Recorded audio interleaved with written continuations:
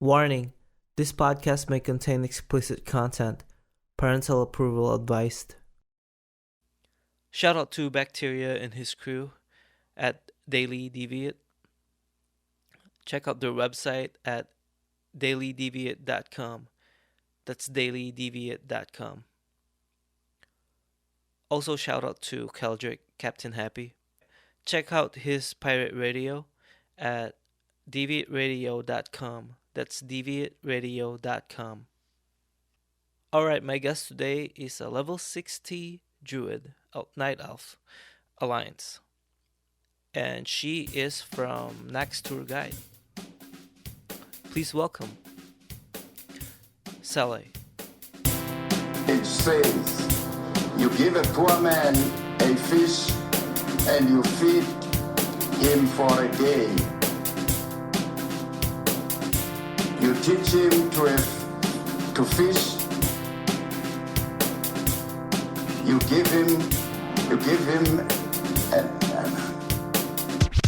Hey, what's up? Hey, how's it going? Pretty good, pretty good. Awesome. Do I yeah, sound hopefully? yeah, you sound alright. Awesome. Yeah, it was kind of weird because whenever I get something new, I always procrastinate on setting it up, right? Mm-hmm. And I got this interface about maybe like for Christmas. Mm-hmm. So it's been a while. Oh, okay. So- I feel you. Yeah. Sorry about that. No, that's okay. That's totally cool. Cool. All right. So what are you up to? I just made some dinner not too long ago, and I was gonna do the BWLG DKP, but it filled up so fast I couldn't get a spot in time. I know that's is it your side, Alliance side, or Yeah, it's Port side. Alliance side. It's entitled that does it. They do a couple different GDKPs and it's decent in gold actually. It's kind of nice, but the spots, I mean, the invites fill in like 1 or 2 minutes usually. It's so fast. Yeah, that threw me off a second because I'm like GTKP. I don't think we have any GDKP today for Oh. Purge, and I'm like, oh wait a second, you're Alliance. Oh, right, yeah. I didn't know Perch. Did they do some of that too? The GDKP? Yeah, we're supposed to have one last Friday, or Mhm. wait, was it this Friday?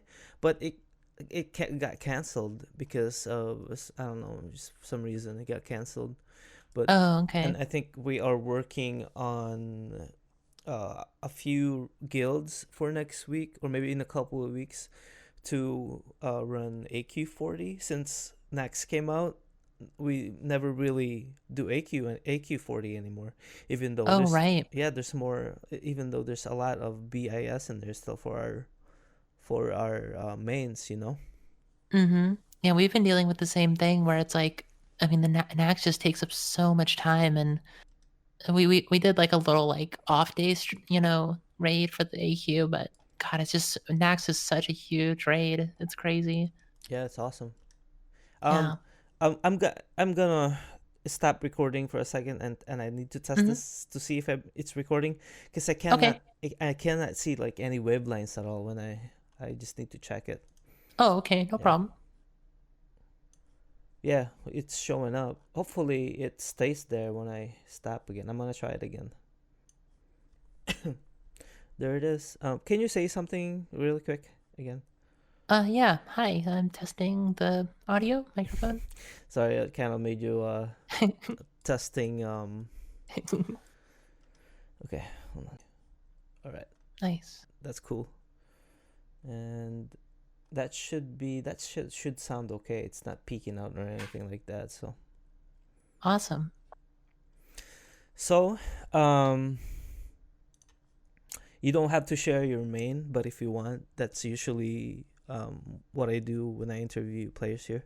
If you Mhm. have, if you want your main to be, if you want me to announce your main player or your main character, I can. Oh, okay. Wait, So sorry. Go ahead. Sorry. Oh no, sorry, I couldn't tell if you said my name or my main, if that's what Your you were asking. Yeah, your main. Your main. Oh, okay. So, um, who is your main in next tour guide? That's what I want to know. Mm-hmm. Yeah, so this is actually it would have depended kind of on when you asked me, I guess. At this point in time, I would say that my druid is my main. My druid is named Cele, Mhm. Cele, and she's a feral druid. Just a full feral. Do you have? Of course, you probably have roles in tanking since Nax is Mm-hmm. is pretty huge, and you need at least what, like 8 tanks.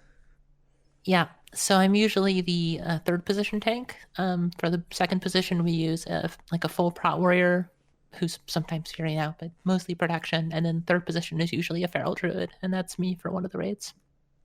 Yeah. So yeah. First of all, thanks for uh, doing this interview, Mm-hmm. because I've been wanting to interview somebody from our server, particularly who already cleared Nax, and that's one of Mm-hmm. you guys. And thanks for on trying to get a hold of the people that might have a lot of output, since they're officers or whatnot. Are you part of that stuff too? Like, are you an officer? Are you? Nope, I'm just a grunt, rank and file. I know that a lot of the officers, I mean, it's not that they aren't interested so much as just there's just so much going on with them. I mean, between the raiding and this, I mean, managing to raid. I mean, we have two raids, concurrently, and I know Nax has just drained a lot of people, so I think they're just kind of tapped out right now. You have two raids for Nax at the moment. Yeah, yeah, we have two raids, two separate, fully equal raids, both killing all 15 bosses every week. That's so crazy. and Hmm. and part of that, do you guys have alts then in each raids, or one main in one raid and one alt in another raid, I'm guessing? Yeah, yeah, we do. So between the two raids, there is definitely a lot of overlap. A lot of people will double raid between the 2 days. I also double raid most of the time. Some weekends I'll take off, but my alt is my mage, um, just the fire mage, and yeah, that's pretty common. A lot of people. That's something that we try to kind of encourage in TG is for people to have like raid geared alts, just for the sake of raid rosters. It just adds a lot of flexibility and lets us really develop two fully fleshed out raid rosters kind of on the fly.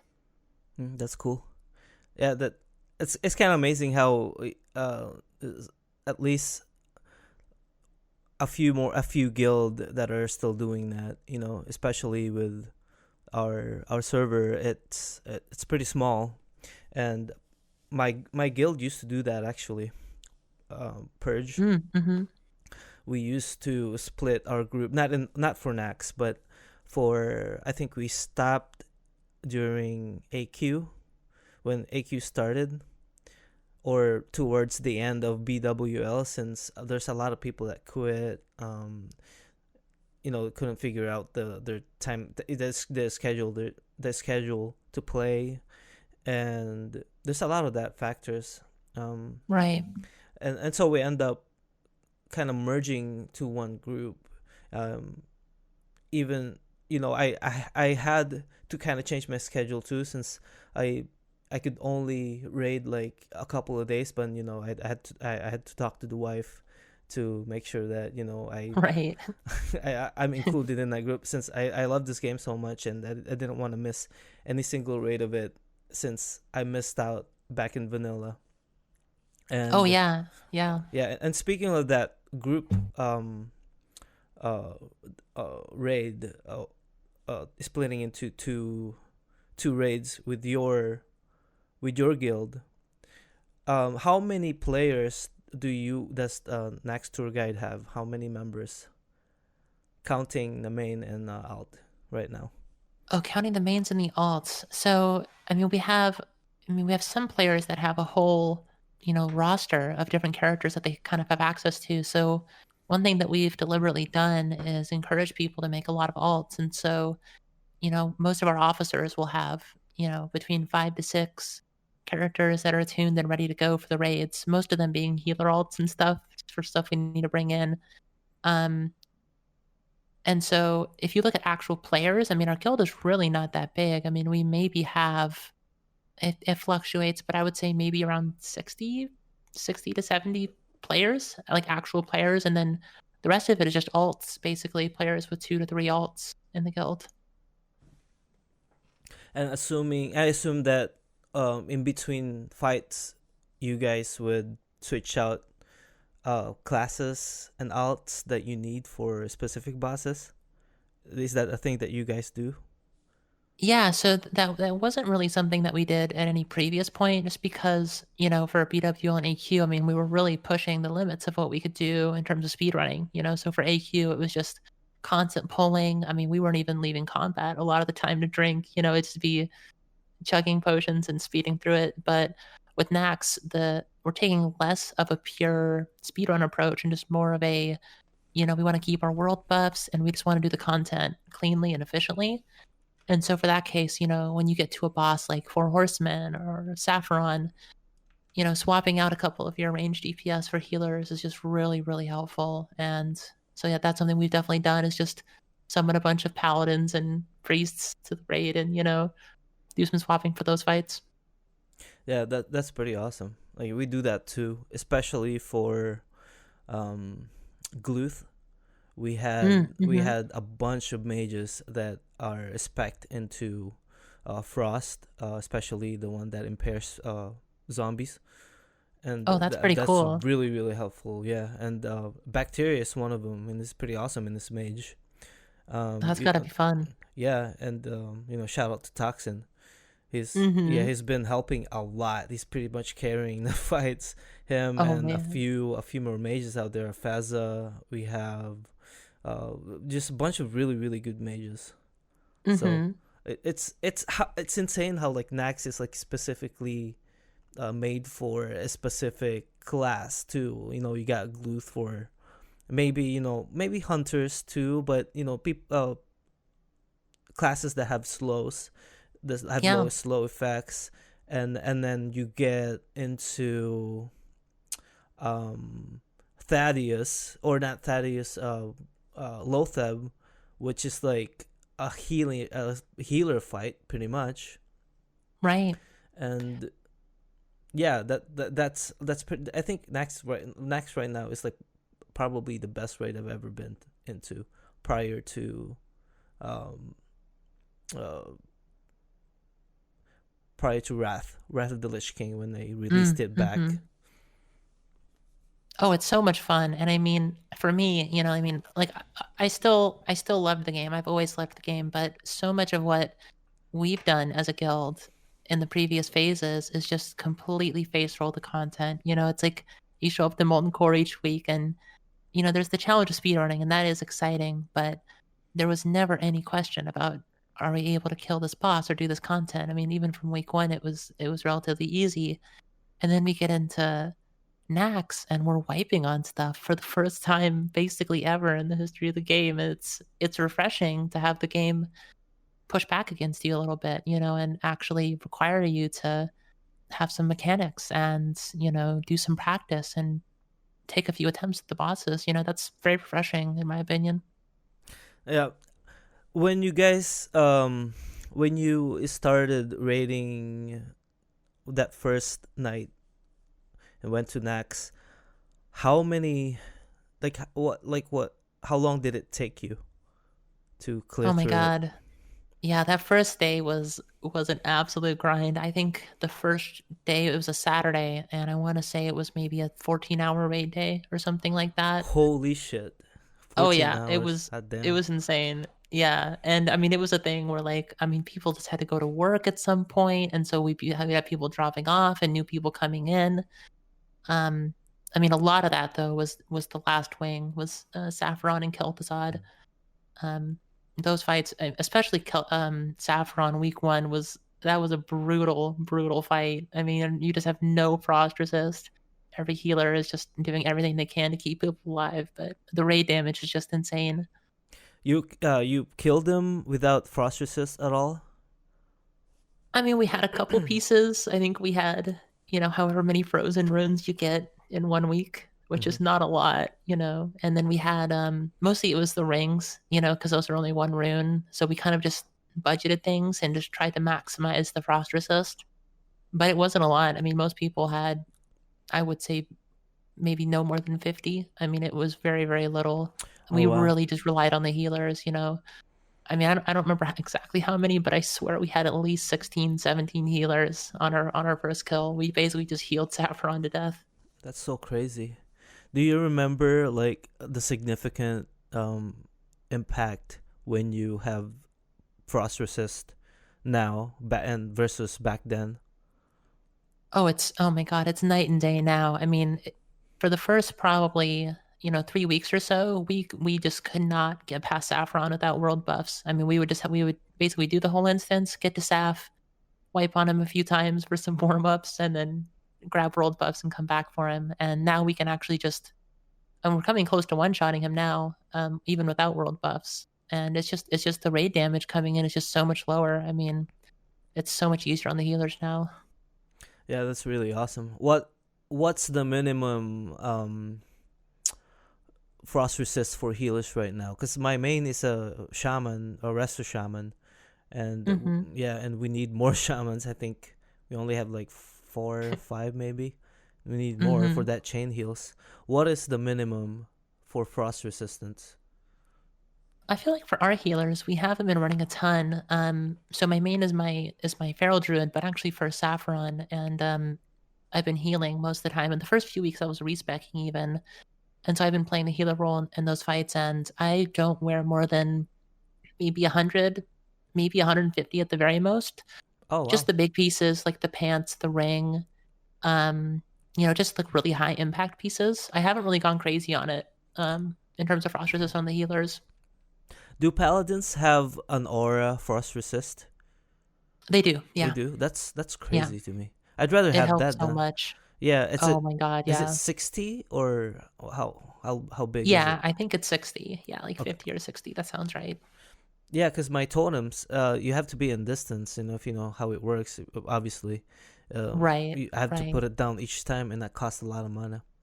Oh yeah. Especially for Saffron, we finally got to him, or is Saffron a she or he?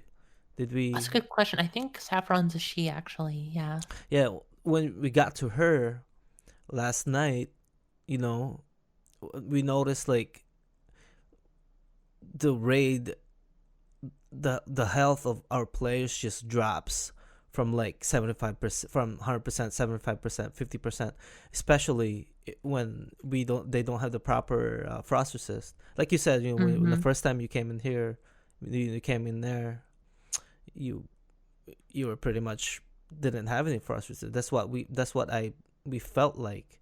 So Right. we're gonna we're gonna gather some more, and I think I do have the proper amount. It's like 178 frost resistance. But since you mentioned that, I had well, since you mentioned that you only had like 100, and you were fine with it, I noticed that I had 150 frost resistant on, and then when I looked at my Right. tick, it was only like taking like 150 each tick. So Yep. I think that's perfect. Yeah, because I mean, it's always a balance with healers, right? Where, you want to have, a lot of resist so you don't take a lot of damage yourself, but you also don't want to gimp your plus healing, because the fight is just so healing intensive, and every bit of plus healing you can squeeze out of your gear is just so beneficial. So it's a tough balance. It is. And is it worth using the greater frost protection versus mana pots? Yeah, that's another tricky thing too. So what I've been doing is just basically purely popping mana pots. I mean, I guess my situation might be a little different than other healers because I'm either a feral druid kind of off specking and just wearing healing gear, so my mana pool's not amazing, or I'll respec to resto, but even then, my healing set isn't like fantastic. I'm definitely not like as geared as the other healers. Hmm. So, I will have more mana issues than them probably. So definitely I'm mana potting. But if you get a bunch of like world buffed paladins, they basically have infinite mana. So I'm guessing they are probably popping frost potions. Yeah, that's so crazy. I mean, assuming that you go in there as a feral, of course you can probably heal since this only require one tank. That would be crazy Right. if you went as a feral, because you could use a lot of healers as much as you can in Saffron fight, unless you're bringing in 20 or something like that. Right. Yeah, and basically any attempt where Meats dies, we just Meats is our main tank, by the way, and our guild master. If we have an attempt where Meats dies, we pretty much just wipe it up. Like if he dies, it's over. We're not coming back from an attempt like that. There's not really a world where you bring an Yeah. off tank in. Yeah, we had ever I have you guys ever had any circumstances where he just um goes into the fight and gets too shattered right away? Oh my god. And on fights like Saf, really, that seems to be less of the issue. With Saf, it's more like line of sight things, or not, well, not line of sight, I guess, but like out of range, because you spread a little bit too much, and then you can't get close enough to decurse or something like that. But Meats is also pretty stacked as a tank. So and I mean, he's done this content so many times. He knows what he should be wearing and stuff. So it's less the damage so much as kind of just our mechanics, I would say. For sure. Yeah, we just downed four horsemen last night too. It took That is us. so exciting. Yeah, it is. Congrats. It's so awesome. I we have we were using, as a healer, we were using weak hours to take our turns on who's gonna go into the next boss and run to that. And I think I fucked up one time, and Hmm. and I It's ended up so easy to do. yeah, I ended up having one of the four debuff. I think one of them, I got lucky because one of them is the weakest one, is the meteor one. Right. It doesn't take that much damage. I think it was only like draining maybe 800 HP each time, and I could just Hmm. heal off that. So I was lucky. And then I had to think about my the extra run that I'm gonna do, because I missed one single uh switch. So I Yep. was trying to calculate it, and luckily the our weak aura that we were using has like a sound effect. If it's my turn, then it just blasts this loud horn, and so that was my cue when I need to Oh, switch. So it made it easy for us. And before right. that, before we killed the four horsemen, one of our officer, his name is his druid, healer druid. He just got his 8-8 tier 3 yesterday too, Whoa. after we downed four horsemen, and he's been calling the names out, or the group out, to do switches, and has been really doing a really, really awesome job. It helped us a lot. And finally we joined everybody in the same channel, and he said, okay, I'm not gonna call anything out anymore. You guys have weak auras. If you're comfortable, then that's fine. Wow. You get any questions, like, okay, let's do it. And then no mentions at all. He didn't call it out at all. We just paid attention to the add on to the weak aura that we have, and we killed them. So it was a That is plus for so us. exciting. I mean, I know. I mean, I remember from our progression. I mean, that first kill is so exciting, isn't it? Yes, it is. Yeah, it's so I can't even like explain it. Maybe it's like you you already expect the boss to die after so much attempt. I mean, Hmm. the hype is still there, but at the same time you're like, "No, after we kill this, but I mean, it's awesome. You kill him. Maybe we're just tired. We didn't put enough effort to celebrate, maybe, but Right. I know for a fact that if we killed that four horsemen the first time, it would have been like a blast. It would have been like everybody would be screaming. Oh my god, yeah. It's a tough fight. I mean, and that's that's one of the things that I find really exciting about Nox is you have these bosses that are just there's nothing else like it in the rest of the game. I mean, most of AQ, you basically yeah, so I played a mage a lot of the time in AQ, Mm-hmm. and you're kind of just standing in place pushing one button like 90% of the time, and there's no mechanical challenge to it whatsoever, you know. And then you get into Four Horsemen, and now you have these like you're drawing diagrams, and people have these we have spreadsheets that are us doing assignments, and it's just the complexity is just so much higher, and I love that personally. Yeah, especially when you get players that are creating those kinds of stuff. You know, I mean, each boss has their own tactics, and you see all this detailed information, and somebody just creates that. You know, and luckily we have one of those person in our guild. Shout out to Dia Dia. Her name is Dia Dia, and she's a Hmm. shaman, and she's helped us a lot with a lot of information that we sometimes make fun of her that we make jokes about she's the spreadsheet creator of the guild, which that title has a lot of heavy assignments behind it, you Hmm. know. Yep, It's one of those things definitely. that it's like, man, how that's kind of awesome when somebody is into this kinds of game and creates this just a massive amount of information for bosses. And I don't know, I just can't wrap that around my head. I mean, that's another thing that's really cool is you're saying, you know, everybody's kind of unique skill sets, you know, get brought to the table for Nox, and not just in game, but out of game too. You know, you have people making like drawing diagrams in paint or something like that and doing all these assignments, and it's just exciting to see people come together and try to achieve this common goal like that, you know? Yep. And that didn't exist back in vanilla. I don't remember having something like that, you know. I mean, Right. there might be videos, but you're watching at like 320p or something. I mean, it there might be information out there, but I do not remember reading on anything. I was just it was just explained to us, to me. And I think luckily they also did the PTR, didn't they? But For next, yeah, there was a PTR. Yeah, our guild didn't play on it, but yeah, I believe there was a PTR. mm-hmm. No, and even back in vanilla too. Do you Mm. remember when if they had PTR at all? Did you play Oh, vanilla? that's a good question. I did play vanilla, but I was a mega casual. I mean, I was a little kid basically, so I had a little character, but I don't even think I stepped inside Molten Core honestly back then.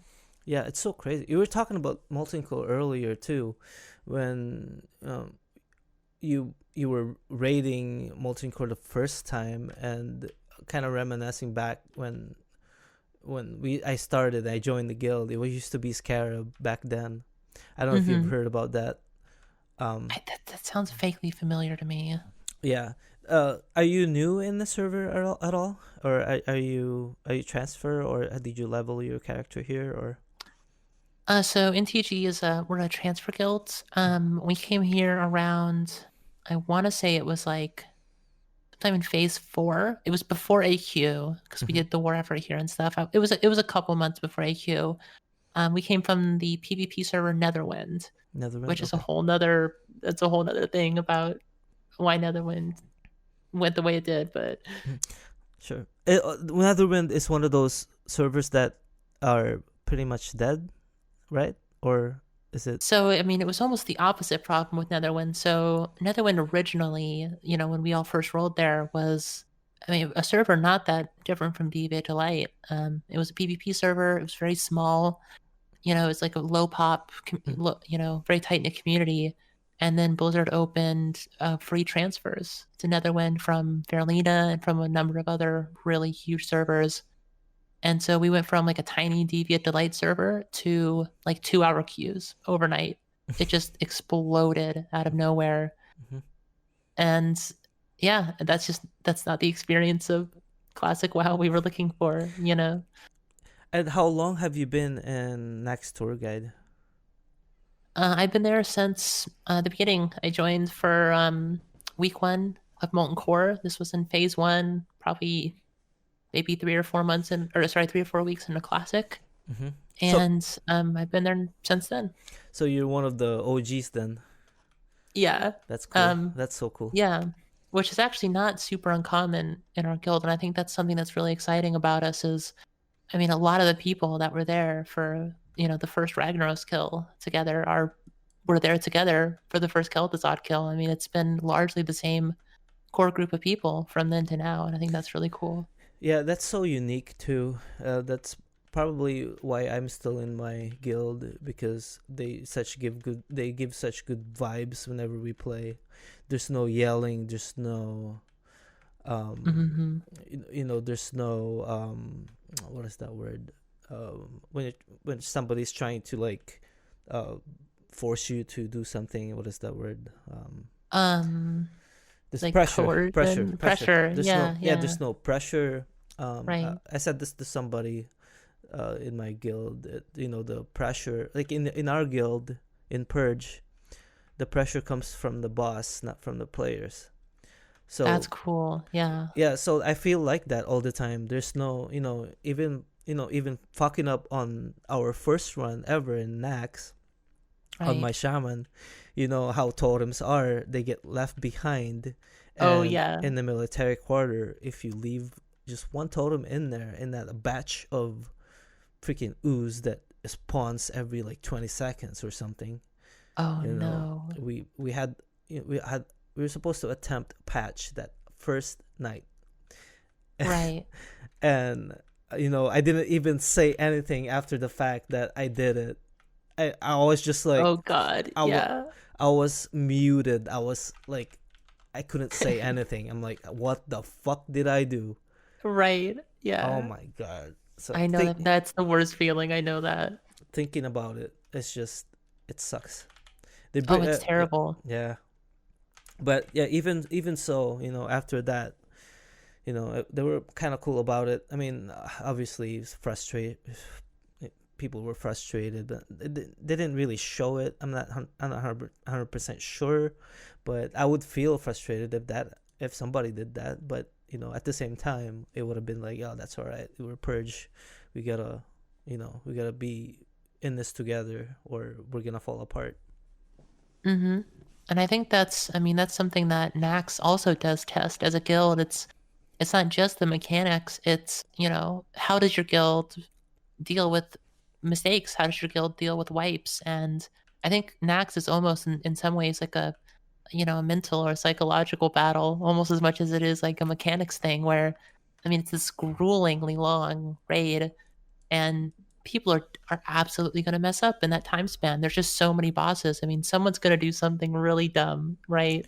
There's Yeah, just so many chances to mess up. And I think a big part of it is like, how do you, as a guild, respond to that? Are you going to be yelling and screaming at each other an yeah, hour in, or yeah, for sure. And how do you guys handle with conflicts like that? If somebody's trying to like, you know, uh, sell choose anybody from, let's say that uh that thing happened. They pulled a bunch of ooze, and it's a wipe, and somebody pointed out somebody that somebody some they did it, and they should be like, be more careful and yelling at them. How Mhm. do you guys deal with that kind of stuff? I'm not sure if that happened yet, but if Oh if yeah. if it does, then how do you guys go on about dealing with that? Oh, I mean, we have had more than our fair share of mess ups, and every player in our guild has probably wiped the raid at some point by now. Mm-hmm.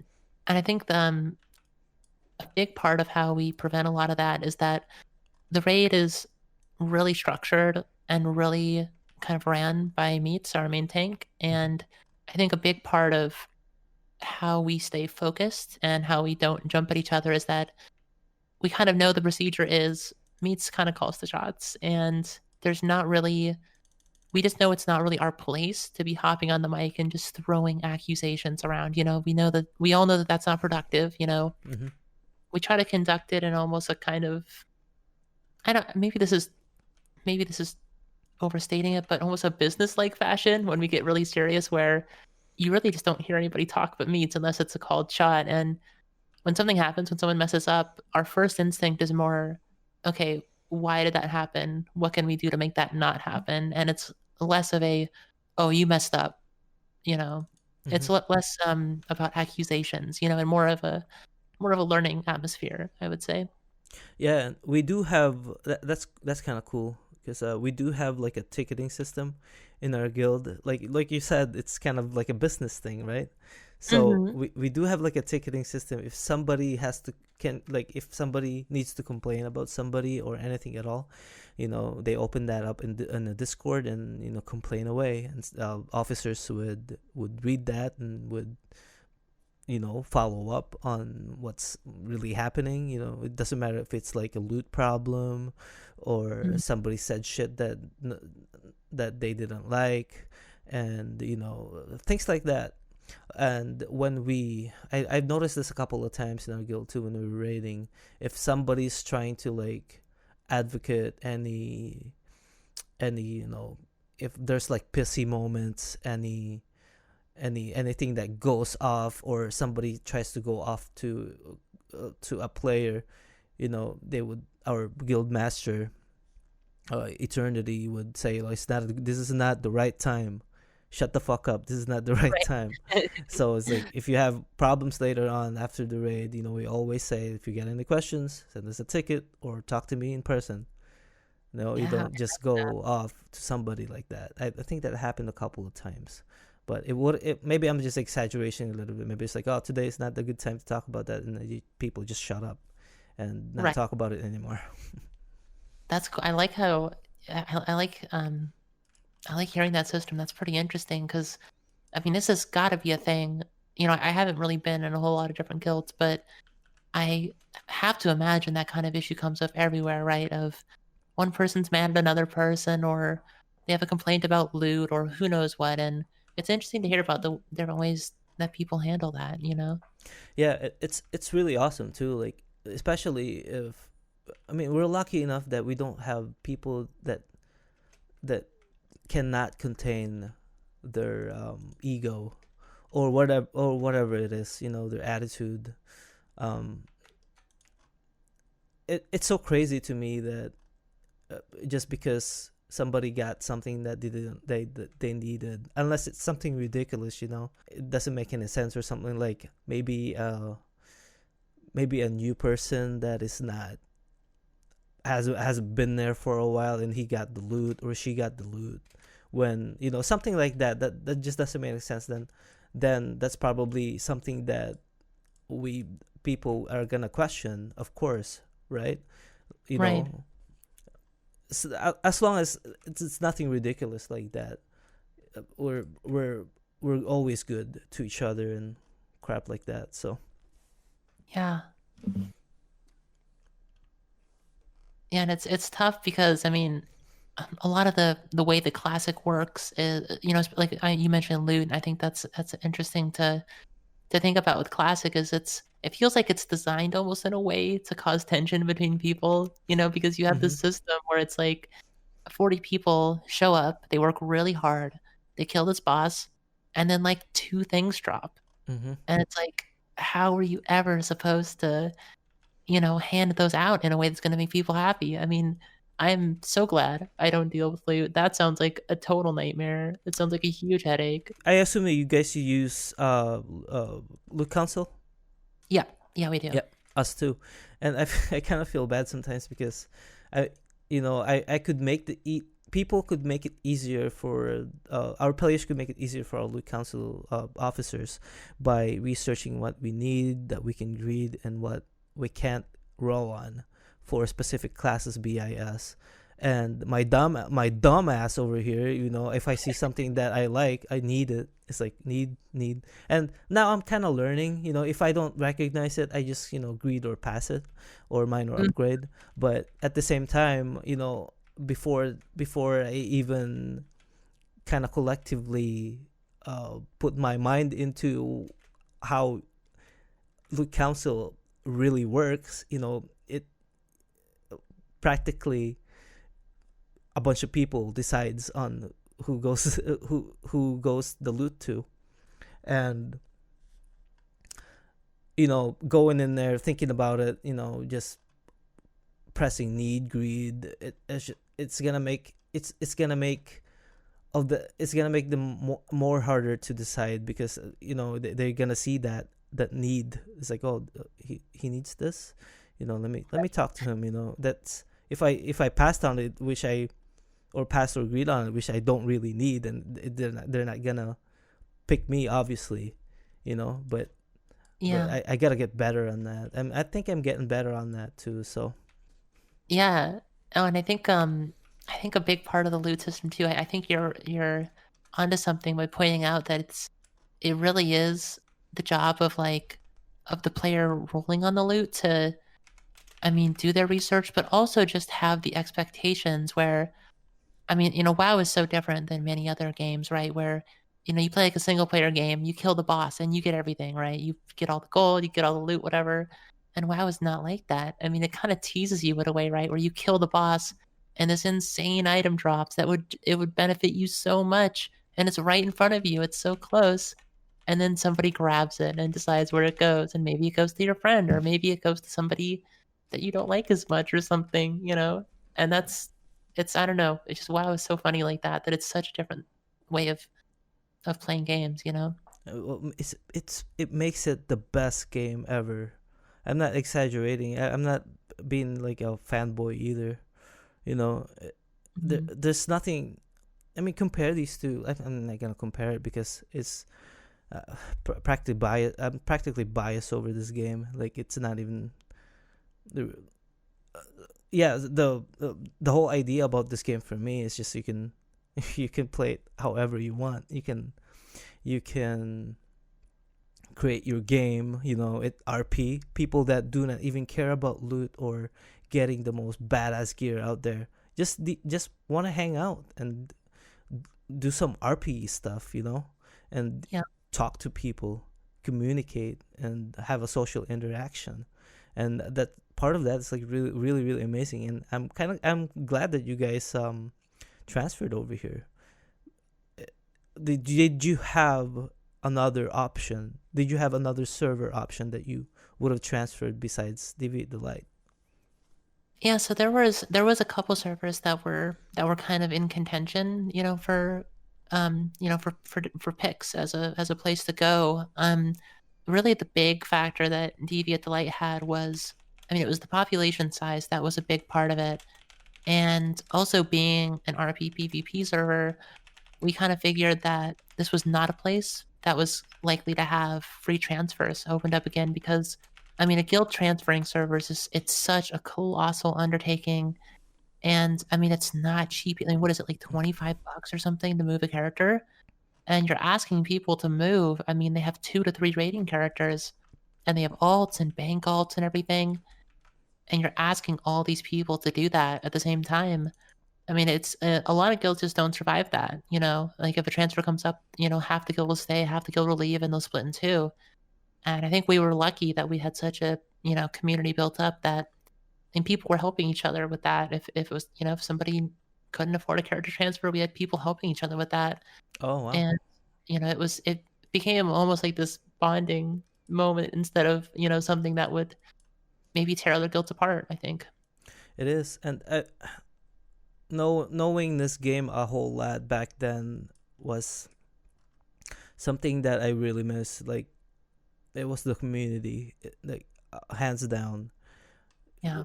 People are, extremely into just making friends, and especially for me, I don't know with other people out there, but from my experience and what I've been noticing in this game, even you could say that you are, uh, what is that?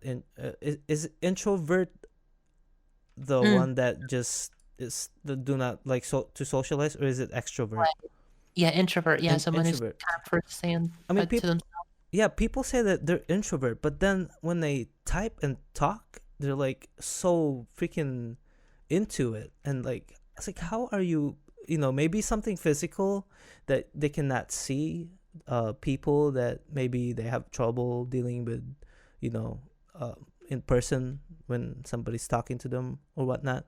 But what Yeah. I've noticed with what people that who are introvert, especially with my interview, I've interviewed maybe a few of them that are really really smart, and they they don't, even if they say they stutter or they have some some imperative, uh, language, or however they talk, you know at the same time, even if there's a little bit, it I can they can talk to me, and they can express whatever they want to, whatever they want to say.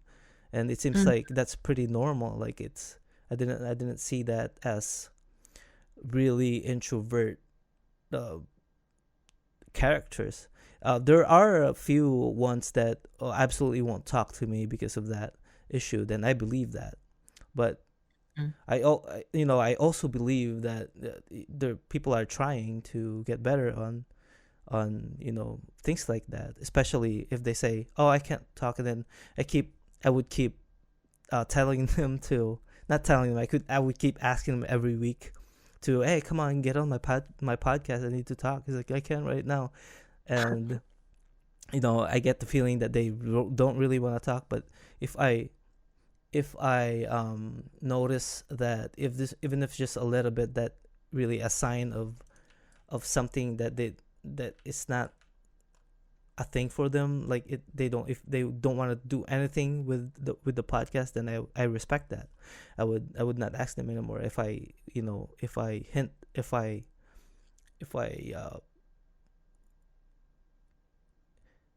if I got a little bit of information, by just, chatting with them. It's not, it's all right. It's not, if it's not possible, then that's okay. But Yeah. yeah, I've had a few people that I can't let won't talk to me for like 6 months, and Oh finally, my yeah, God. finally, in that 6 months, they gave in. It's not like forcing them either. Not like, "Oh, you need to come in here right now." Just, I think some I think I learned that a lot of people needs different approach when it comes to, um when it comes to trying to offer them on the stuff they don't really particularly wanted to do. And I think that has a lot uh, factor in it, when asking somebody that, aren't particular of what you want to do. Like podcasting, nobody wants to talk. A few people don't really want to talk, but then 6 months later, they say okay, and I think that's the best achievement for me when I when I ask my guest. Yeah, and I think you pointed something out there that I really agree with, which is I think World of Warcraft has a way of like bringing people together like socially in a way that just really wouldn't, it's not even possible, in like a, IRL setting or whatever, where for us, I mean, we have this basically community of people that we get together with every week for the raids and stuff, and it's this 40-person, group of people. It's just crazy to think that, I don't know, you can get all these people together and form like a community like that. Um, which I know for a lot of people who play a lot of games, I mean, maybe we, especially with COVID, I mean, nobody's really getting out that much. Right, And, yeah. and I think for me at least, and I know for a lot of my guildies and probably a lot of people in the game generally, I mean, WoW has been, I mean, for me, I'll just say it was really beneficial in terms of the social aspect where, you can't go out as much and you can't go out and see your friends the same way that you used to. And it's been, for me, it's been really nice to have just a social community to fall back on of there's always someone online you can chat to and always people you can hang out with. And, it's, for me, it's made the quarantine and all that stuff, I mean, a lot easier, I would say. Yeah, for sure. And mentioning creating more friends and stuff. Uh, a, a few and there's a lot of them that I already know in here that I made friends with, and they're pretty amazing. Compared to my compared to my real friends out there, they're just uh, something about, I don't know. It sucks that all my real friends, we don't we like different things. Right. That always happens. I mean, it's not. I don't blame them for it. I mean, they still play this. They did play this game a lot too, but I think I'm the longest one that is still playing, and we all played, and we got stuck to it, and we loved it, and sooner or later, something happened. It broke apart, and a few of them, most of them, really never played anymore. But one right now that is playing, he's my best friend, but I think he doesn't have time for classic, just because I think he is discouraged, not discouraged, but intimidated of the time that you put out to play this game. So he just plays retail, and doesn't make any sense to me that he puts as much time as he could have been putting time for classic to play that game. I think Right. I think he plays more than me. I'm not, because I see him all the time online. He plays his character going to some raids in retail. But if he put that effort in playing his level 60, he has a level 60 here. The Mm. the that he has a warrior, but he never plays it. And I think he thinks that you have to be on all the time to play it. I'm like, no, I figured out my schedule to raid, and here and there I would level my hunter. If we're not raiding at all, I would watch a movie or something. Do my in real life stuff, and I only have a specific time to play this game anyway. Since I have two kids, and one of them's 1 year old and one of them's 5 year old, Oh and wow. and you know play this game maybe 15-20 hours a week is enough for me, since we the majority of the time that I log on anyways, we when we raid. And of course, adding more 5 hours to that to grind my to get some consumables and stuff. It at least take maybe 5-10 hours a week for me. And yeah, I finally figured out the way I wanted to play, which back then, um it was so weird because I played all the time back in vanilla, and Mm. that just rotted my brain and like my physical ability to function. Just anything that was just like World of Warcraft. Yep. And and I think I missed part of just the community when the classic came out. I was thinking about it. I was just like, man, that's awesome community, the best community. And finally, that I have found what my real life situation is. I figured it out. Going back to this game is so perfect because I can control it. I have the balance to kind of use this as my stress machine, if you know what I'm saying. Yep. Yep. No, I totally hear you, and I think for me, I don't think I was intending on that happening for me. I started this game. I played vanilla, back when it was, actually released, but I played really casually. And when Classic came out, I thought, wouldn't it just be cool to try it out and relive the single player experience? Maybe level to 60 if I was feeling ambitious. Hmm. And then before I know it, I'm level 60 and I'm in this guild. I'm in, and suddenly they're like, "Oh, raiding Molten Core next week, show up if you wanna go." Hmm. And before I know it, I'm raiding, and then before I know it, I'm raiding every week, and then now I'm suddenly part of this social structure, part of the social community. And I mean, I wasn't necessarily looking for that, but I mean, now that I've found it, it's been, I mean, super meaningful to me, and I've made so many awesome friends, through playing this game. You know how awesome it is too that World of Warcraft, it made this into my social interaction, in terms of online friends. You have that on Facebook or any social media, but it's not the same. It you actually get to interact with killing freaking dragons and Mm-hmm. undead and just killing each other. It's so awesome. Plus, you get that benefit on socializing with people like Discord. That's practically social media, but Mm-hmm. it's like 100 times better because everybody just has something in common. One single thing everybody has in common, and they get to talk to each other. We get to talk to each other. If you talk to somebody in Facebook, you get like somebody that it's like the opposite of you. It's not even cool to like mention. I mean, there's some agree and disagreements and stuff like that, but it's not the same. They don't have the same element to Discord or anything like that, because the person. If you look at their, especially when in different Discord servers, your guild servers, you have our DV Delight servers, and everybody in DV Delight servers, for sure that they play World of Warcraft. So at least you have commonality with each single person in there. It's not like Facebook where it's like, I don't know this person, and I don't want to talk to this person at all, and it's so weird.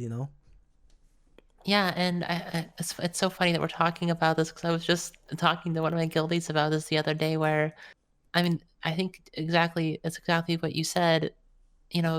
My friends in real life, they don't really understand this game. I mean, they understand that it's a video game and it's an RPG and stuff, but I think they don't quite understand like the social element and what an important, aspect of my social life that it is. And, sometimes it'll be like, oh, they want to do something on raid day, on Saturday afternoon, and I'll say, oh well, I can't. It's my raid day.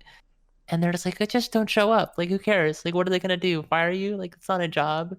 And it's hard to convey to them how meaningful this is to me, how it's not just the video game aspect. It's showing up for raid is not just playing a video game. It's a whole social dynamic. It's what I mean? It's more than just a video game. It can be hard to convey that to people, I think, who don't play. Yeah, for sure. I agree 100%. Do you it's close to 1 hour, but I have so much more questions. I don't know, it's kind of fun. It's Yeah. it's so fun to talk to you. Oh Um yeah. Me too. do you have maybe 15 more minutes? No, for sure. No, I'm not doing anything. I have Okay. as Okay, much time as you need. Yeah. okay, cool. On that, then I need to go to take a uh, give me can you give me 2 minutes? No, for sure. Yeah, and I could probably use a minute or two as well, actually, just really quick. Okay, so yeah. Okay. Okay. I'll be back in just a moment. Yep.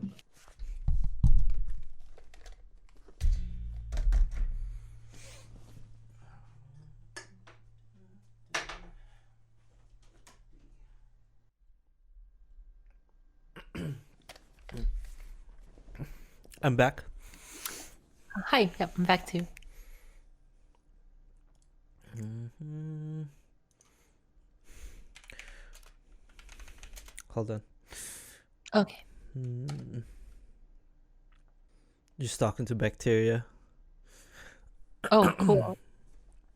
Yeah, Yep. bacteria. Let's. I've met him a few times in the Oh, you game. have? Oh yeah. I mean, I have a funny story or two with him. You may have heard it at one point, but You want to share that story?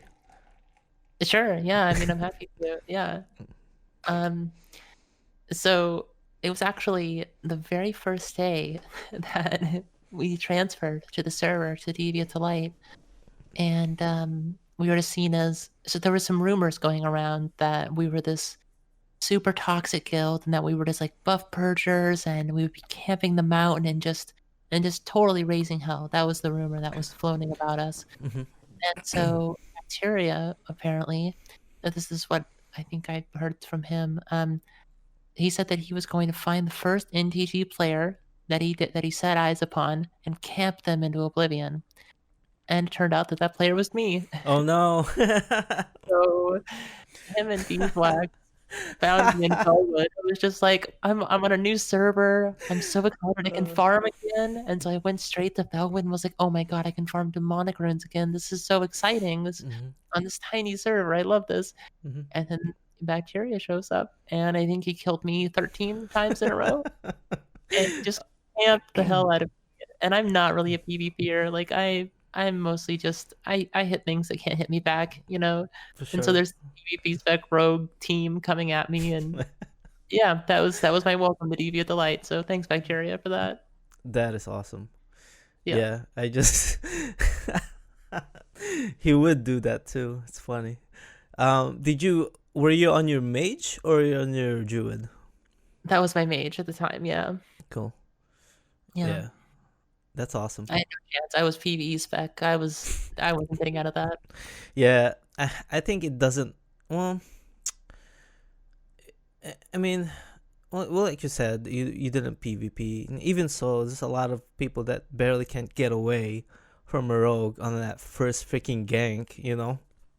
Oh yeah. Oh, and there's two of them too. It's Beast Oh, and Bacteria at the time, yeah, so yeah. just a little silly. Just I had no chance, and I had an emote at the time, like a horde translation emote. I just kept telling them, I love you, Mhm. you know, and they just kept killing me. I was like, surely if I tell them I love them enough times, they'll stop killing me, Mhm. and it didn't stop. Wow. Yeah. Did that start like a trigger between next tour guide and for purge? Do you think is that Oh yeah. I yeah? mean, at first, yeah, because I'm not. People in my guild know me. I'm not a player that's out there looking to start trouble with people. Like Sure, yeah. I farm and I chill, and so I told them in guild chat, I was like, guys, these people are killing me over and over and over. Like, I don't know what I did. And so they came, and a bunch of my guildies came and bailed me out, and helped me and stuff. Mhm. And then from then on, we kind of learned of the infamy of beeswax and bacteria, and Mhm. a little insider thing that I don't know if people know this, but we had a channel in our Discord server where we would track kills on bees and Bact, and when we saw them, it became like a thing of like we would make an event out of trying to find them and gank them. And how did my guild purge get involved with this whole thing? That has something to do with that too, or Well, I think it was mostly like I don't know if it was against Purge directly, but I think we also heard. I remember hearing rumors that Purge was a guild that would just grief you all the time, and I yeah, mean, you can that's just yeah how it is. Like yeah I think a lot gets lost in translation. Horde to Alliance, just all mhm. these rumors all the time and stuff. I don't know. I mean, who knows what part of it is true? Well, that's one of the unpredictable things about this game, man. It's like it's not it's nothing like other games out there that it, Right. people would just I can't even explain. I mean, there's like a realism to it, I guess. You can piss off somebody playing this game, and you can have fun at the same time. I mean, for a fact that we have a dwarf that ganks lobies Talat, Right. Yes. and that's all he So, fucking does. yeah. And he's That's having. so. Go ahead. Oh no, I was just. I mean, it's funny because there's all these stories that being on the other faction, I never hear. Like, I didn't know that this, guy was running around murdering lobies. I mean, I saw him with the guild title, but I thought it was a joke. And then now, I heard at one point that nope, that's what he does. He just kills lobies. Yeah, And and it's yeah, so funny. I had to interview him, and talking to him, he pretty much explained it. It's just like I just like doing it. If it's pissing you off, it's gonna ruin your life or your time. Let me know, and I'll stop. Oh my god, So that's so funny. yeah, there's a lot of people in here that has like kind of uniqueness to them in characters. Tiny Traveler, he just Mhm. he's awesome. He just walks, RP walks everywhere. Of course, he can blink and mount. Just the walking part, and that actually can affect, like maybe raids, especially in Axe. Oh, I can So imagine. yeah, he's gonna have a hard time in there, you know. Yeah, Four Horsemen's gonna be rough. Hmm. Yeah, it's what else do we have? I kind of stoked that you finally got one of the next tour guide in Mm-hmm. my podcast. You know, I've always wanted to interview, like, especially the opposite faction, since Right. I rarely get to talk to them. You know. Mm-hmm. I mean, it's totally same for me. I mean, I do wish I knew more about what was going on Horde side. I mean, it can be strangely challenging to communicate cross faction. It's funny how this silly barrier can actually be kind of effective between the two sides, you know? Yeah, effective in a positive and negative way, for Mm-hmm. sure. Because one of the things that I do love about this game is like when I see alliance, I can't talk to them directly in the game. You know, there's no communication, but sometimes you get these nice opposite faction where just stay there and wave at you, and even like try to help you with if you're maybe in trouble or something like that. That happened to me a couple of times. Mm-hmm. Definitely.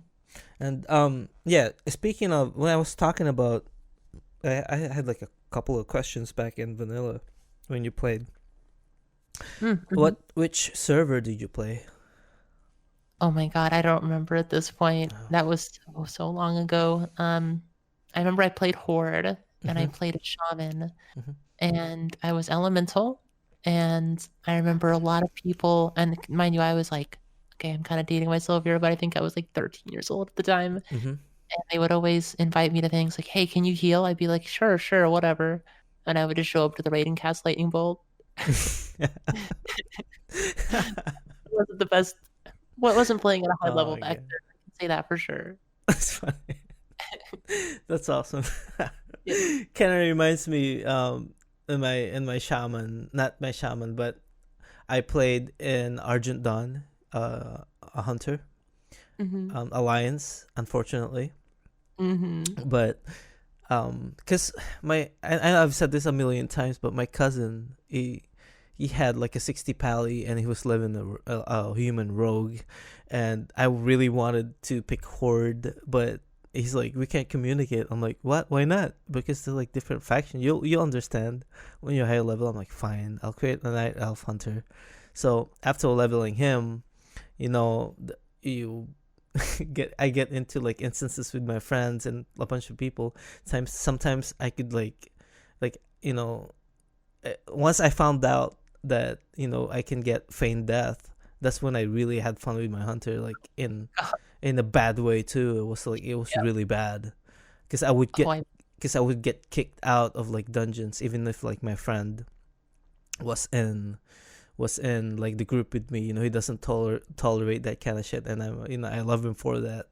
But you know, when if I'm one of in my mood, I would just pull the shit out of just groups and feign death until everybody dies, and then and oh, then I just stand there and just laugh. And then, you know, they don't do anything for a couple of times, and the third or fourth time they, you know, he would kick me out, and I've done that a lot of times, you know. Vanilla was a beautiful game, you know? There was a lot of things you do back then that people probably don't do nowadays. Yeah. So you said that you didn't really raid back then in vanilla. Mm-hmm. Y- Yeah, I mean I would play casually. You know, I would like join like a ZG, I think was like that was about the end most in-game content I would do Okay. back then. Did you remember the summoning stone at all? Oh my God. You know, it's somewhere vaguely in my memory, but it's tough because now things are kind of mixed up in my head between, you know, classic and vanilla. Like it's not clear which memory is from which one. Because there was a summoning stone, almost meeting stone that they have for each dungeons outside. There's like a rock. You Really? use that to summon people. Yeah, I don't know why it's not there anymore. That's so interesting. Cause yeah, Yeah, cause, I cause don't when anymore. cause when I started that they were there. You know, I was like back in 2005, I think, when I started. Okay, yeah, yeah, yeah. I think that's about when I was playing too. Yeah, I don't know if they did that on purpose just to just fuck with people to see if people would really play this game, like Oh or my god. not. I don't know. Yeah, I mean, I kind of like it actually without them in a way because it does create this significance to the dungeons that you don't otherwise get, you know? Hmm. Like it's a big event. Like a dungeon is a big thing. You got to run all the way there and stuff, you know? Hmm. Oh yeah. No, speaking of that, we have a lot of kind of uh, people complain about they cannot get groups together anymore, especially in lower dungeons. What do you think about the boosting happening all over the place? Is that something that uh, has a positive impact in our community at all, especially in a smaller server like this? Yeah, the boosting meta. I mean, it just goes to show you that, you can recreate vanilla like on a mechanical level, but it's never going to be the same game that it was back then. And people are infinitely going to optimize things, especially nowadays where we have Discord and we have Reddit and we have infinite ways to share information with each other. I mean, people have a limited time to spend on the game, and it's not like, when I was 13 years old, I could sit here and play World of Warcraft 50, 60 hours a week, but I can't do that now. And so I think it's kind of the natural consequence of things that you're going to have this optimization of the gameplay. But in terms of whether or not it's more fun, I mean, is it fun to sit there in a dungeon and have a mage one pull Mara for you? I mean, I don't know if that's how I have fun with the game, but it does achieve the objective of getting levels. So I think that I think a lot of people have pointed out that there is something missing in that experience of doing the dungeons and getting a group together for like Ultimate or just something like that, or a No More Gone group or something. It's kind of, you can't do it. I mean, and even on the big servers, I mean, I think this is not even just a problem on small servers like Deviant. I mean, if you go to a big server, like, I mean, we were on Netherwind for a while when it was a massive server after the transfers, and you still couldn't get a Nomer group. I mean, no one's going to do a lobby dungeon with you. It's just the boost meta. Um, and so, yeah, you're right. We are missing that, and it's not clear how you even get that back without making some pretty sweeping changes to the game. Yeah, for sure. I think I just you know when I started playing in vanilla, I didn't know a lot. Like I didn't know anything about World of Warcraft, and that part I missed too. You know, something like that just kind of it's a world. You're in it, and you get these talent trees after each level that you kind of ignored for a while, and not realizing that they're there until like level 20, level 30, and being a hunter, not thinking about only thinking about your character as having skills, and being a hunter, you assume that your pet automatically has that kind of stuff whenever you level. But I learned that the hard way also. I think I was like level 50 or something like that when I found out that you can train stuff for your pet, and I didn't have anything on my pet. Oh my god. It's one of those things that's I'm like I didn't fucking know that. So Yeah. sitting here, what else? I gotta be careful with this game. I gotta pay attention to detail per detail per detail. And back then, I don't know if this was if you had this experience too. Did you notice that there's no questy at all? There's no, like, you can't download any add-on that is questy. There might be back then, but I didn't know about it until I was at least I had another alt character at least. Oh yeah. I mean, I remember back then. Yeah, I don't even know if I used add-ons back then, honestly. I mean, maybe a bar add-on later, like much later in my time, but I remember frantically tabbing between my WoW client and then what was it called? Thoughtbot, I think is what it was called. Thoughtbot, there it is. Yes, Yeah, yes, it is. You yeah. look it up. Yep. Like this, it was like a Google search for WoW stuff, and I was always on that. And that was the closest thing I think we had. but it was still a matter of, reading through the comments, and there was still a kind of detective work involved in figuring out the quests, right? Of like, God, where is that guy? Where do I find this NPC? Yeah, it's pretty awesome.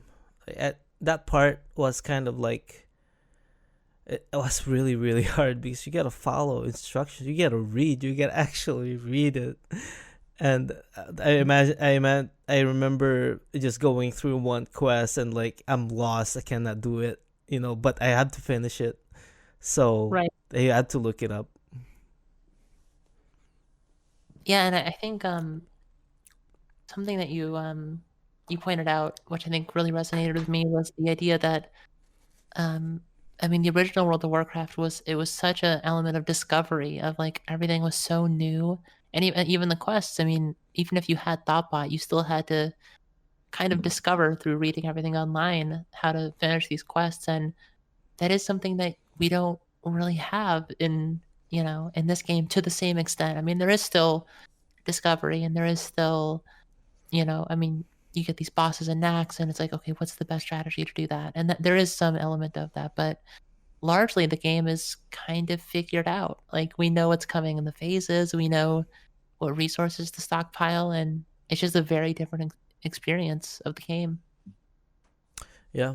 Did you play retail at all? Do you play retail? I was playing for a little bit before Shadowlands came out. Mm-hmm. But then, Shadowlands released, and it was always something that was like, oh, I'm going to play this soon. I definitely want to play this. And then Nax comes out, and we have these, 12-hour raid weekends, and Jeez. my free time for that just kind of evaporated. But I've dabbled in retail. I wouldn't say I'm a regular player of it, but Yeah. Yeah. I tried it. I don't.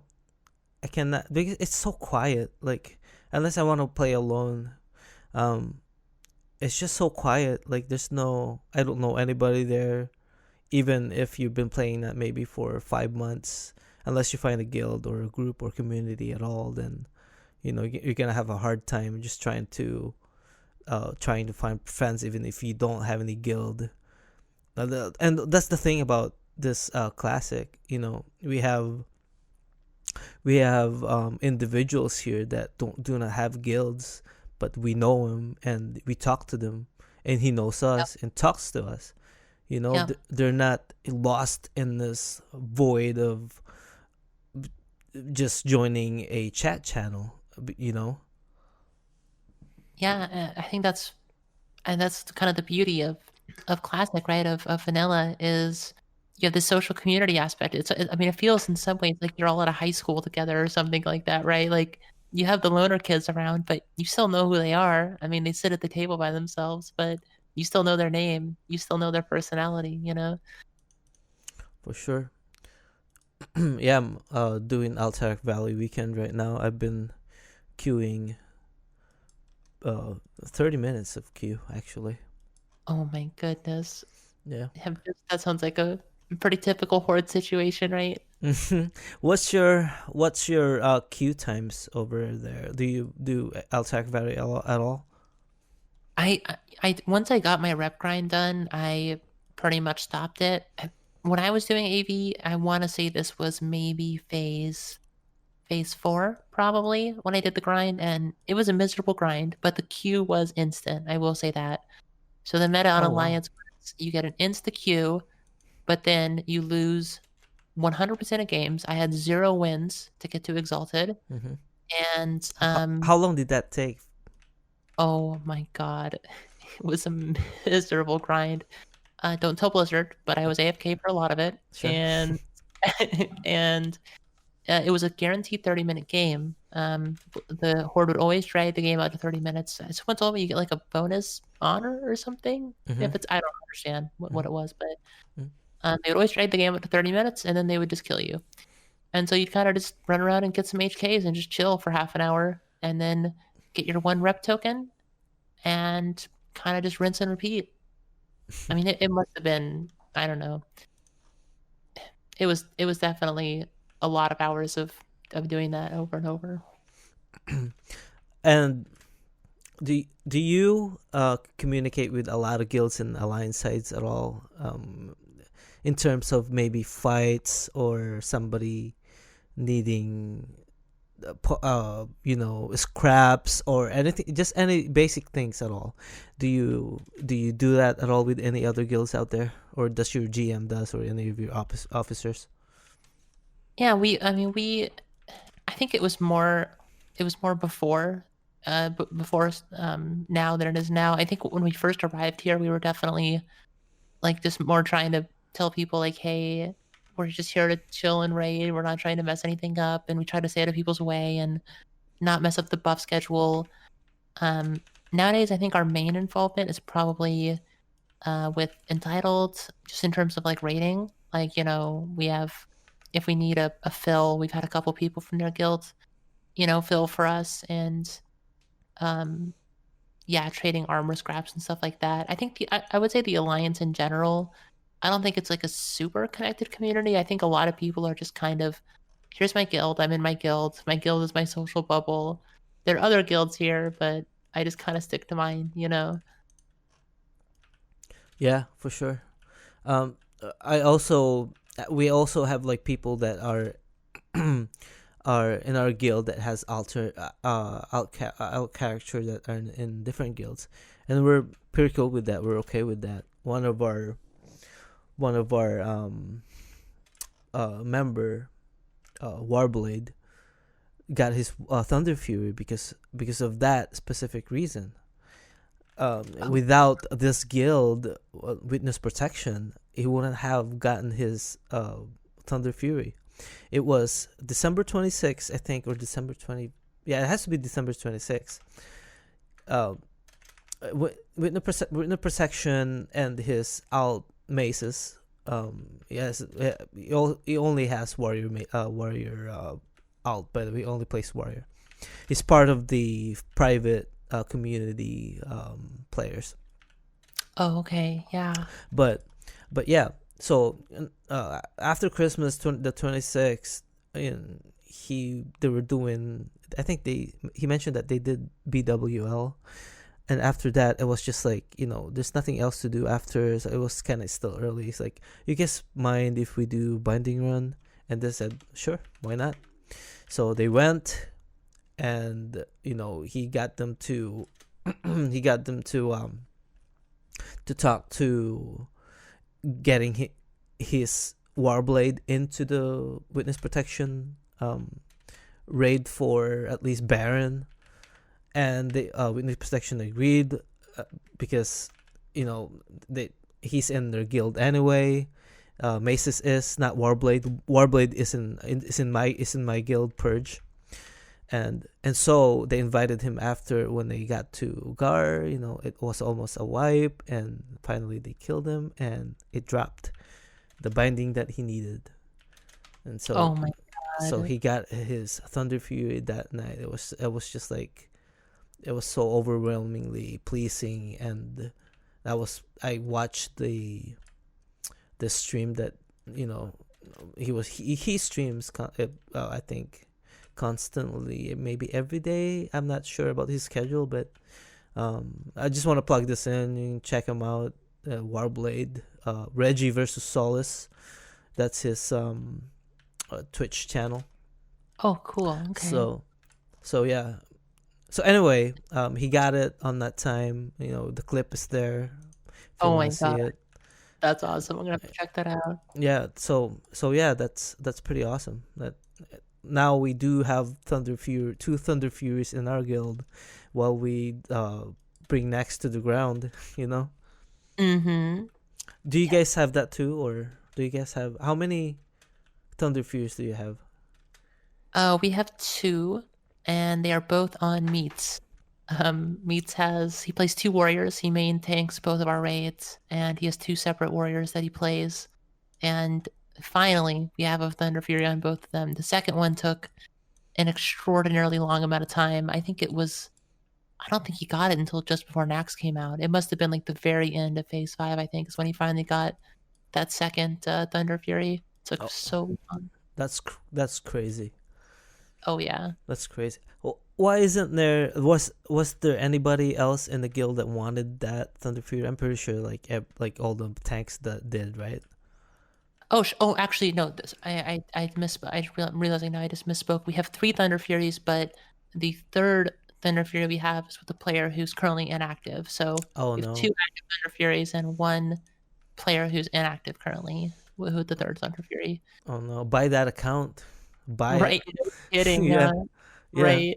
Yeah. That's gonna It's tough. that's gonna be worth a lot. I mean, I don't know if how long classic vanilla it will exist. They might, it might be gone because of the Burning Crusade.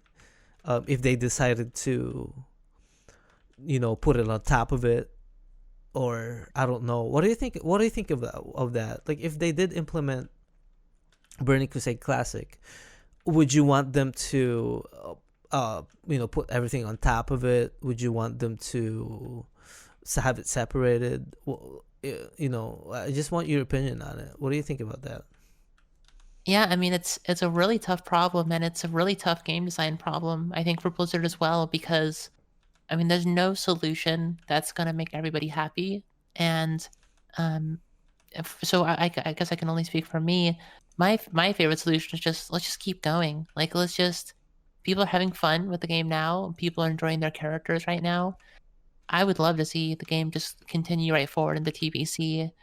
And I know I mean, some people have reservations about gold caps and about people hoarding tons of items.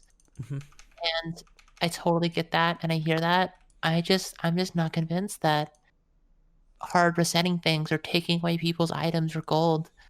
Like for me, I mean a big part of the kind of the core aspect of World of Warcraft is this investment idea, right? Where you put all this time in the game, but you know for sure that it's not going to go away, that your character is always going to be there, right? This permanence thing.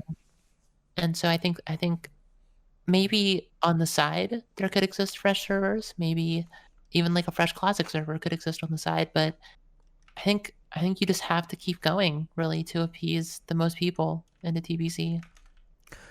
Yeah, I hope that Blizzard realizes this, that is not about the rushing in the game. It's gonna help, increase the value of the players that are gonna join, and even renew their account or stuff like that. They need to realize that, considering that, look what I'm in right now. Like, I'm in AV, people are playing this, Mhm. 40 people and 80 people in here in one match. Yeah. And when you look in the queue, there's like freaking 20 queues right now, and that's a lot of players, you It know is. and half of them are not even like in playing, doing PvP. This is probably just a quarter of the players, like maybe not even close, maybe even like 10% of the players that are playing. But I don't have the data to say that correctly or accurately, but I'm just guessing. I mean, does that make sense to you? Oh yeah, I mean it's like I think Blizzard absolutely by this point has to recognize that people enjoy this game, that this game has something special to offer that retail just doesn't. I mean, retail is a cool game. I played it, I like it, but it's not the same. It's not the same as classic WoW. It doesn't have the same impact. And we have, like, for us, we have this community, the social community, this guild built up. And if TBZ comes out, we're just going to keep going. I think I'm pretty sure we would keep basically the same roster of people, as far as I'm aware, and just keep playing the video game. I would love just to resubscribe and just keep doing what I'm doing with new raids and new dungeons. Mm-hmm. Yeah, this is the longest subscription I've ever had. Mhm. Because whenever there's expansion that comes out, I'd play it, but 2-3 months I'm done. And Yep. I really really truly care about the storyline, where I just look it up on YouTube and watch and binge watch like videos that people would create, uh, just the cinematics and the stories behind them. So I just do that instead of just resubbing and playing it again and waiting like 3 months for the patch. There's nothing to do, no one to talk to. It kind of got Yeah. ridiculous. Where a classic is just it's on all the time. Like it's not. People are here. Like people. This is your home. Your server is your home. You can't say that anymore in retail because everybody's just interconnected. And I don't. I mean, I like the fact that they're interconnected with each servers, but they should have just combined all the servers and named it one, so you still have that Mhm.